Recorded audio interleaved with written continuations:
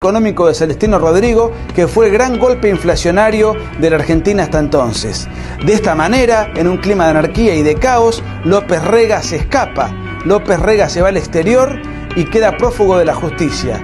Los crímenes de la guerrilla se acrecentaron, todos los días morían policías, todos los días morían militares, todos los días morían civiles, todos los días había secuestros a empresarios para pedir cantidades de dinero para financiar precisamente a la guerrilla. Te tiro un dato: entre 1973 y 1976 se llevaron adelante más de 7.500 atentados guerrilleros y el 52% de los homicidios que cometió la guerrilla fue en democracia. Dato que tira por la borda aquella mentira de que los guerrilleros luchaban contra un gobierno militar. Mentira.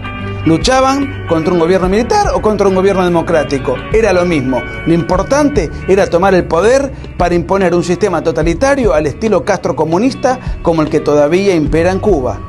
Argentina era francamente un verdadero caos.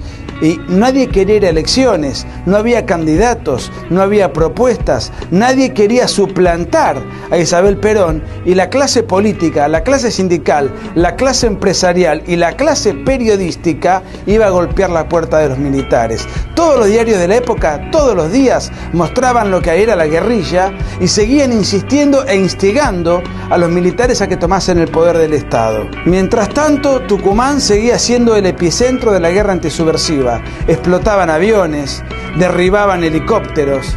Era realmente una guerra aparte. Por algo los guerrilleros consideraban que Tucumán era una suerte de Vietnam vernáculo.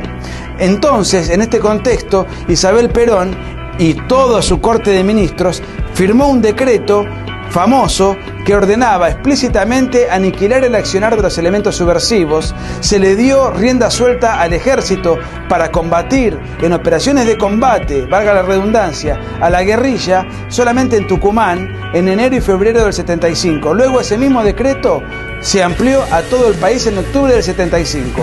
A partir de entonces nació en Argentina el fenómeno tristemente célebre de los desaparecidos. Con el segundo decreto, cuando el aniquilamiento de la subversión se circunscribe a todo el país, la cantidad de desaparecidos aumenta un 700%. Los desaparecidos no fueron un invento de Videla, fueron un invento del peronismo. Seamos claros, lamentablemente el gobierno militar, cuando tomó el poder en marzo del 76, cometió el gravísimo error de peronizar la metodología para combatir a la guerrilla. Insisto, la técnica de detener a un guerrillero y hacerlo desaparecer es una técnica absolutamente inapropiada que yo reprocho, pero me interesa que se conozcan los antecedentes. No fue un invento del golpe militar.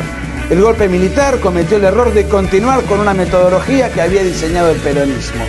Entre febrero y marzo de 1976, todos los diarios, los sindicatos, los partidos políticos, la sociedad en su mayoría pedía a gritos el golpe militar. Nadie quería ir a elecciones, los funcionarios del gobierno se escapaban, los diputados y senadores retiraban sus pertenencias. Más que un golpe militar, podemos hablar de un abandono de gobierno, Se produce el 24 de marzo del 76, un día triste porque había fracasado la democracia. Pero la gente pidió esa solución. Inclusive el Partido Comunista. Les digo algunos datos como para que tomen nota del consenso que tuvo el gobierno militar.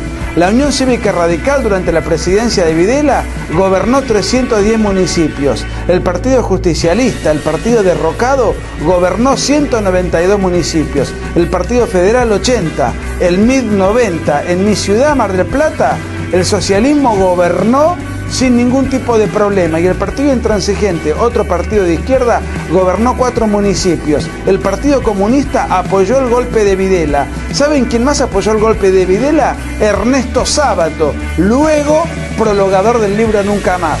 Por eso, cuando revisemos la historia, revisémosla de una manera completa y no de una manera historietística, tal como se hace ahora. En conclusión, los números de la guerra civil argentina son escalofriantes. El terrorismo marxista a lo largo de 10 años cometió 21.700 atentados, 6 por día, 1 cada 4 horas. Eso incluye 1.500 homicidios, 1.748 secuestros, 5.000 colocaciones de bombas, etcétera, etcétera. Luego tenemos al peronismo que a través del terrorismo, con López Rega y con la AAA, cometió 486 homicidios. Finalmente, 800 guerrilleros cayeron en combate, hubo 900 desaparecidos durante el gobierno peronista y 6.400 desaparecidos durante el gobierno militar.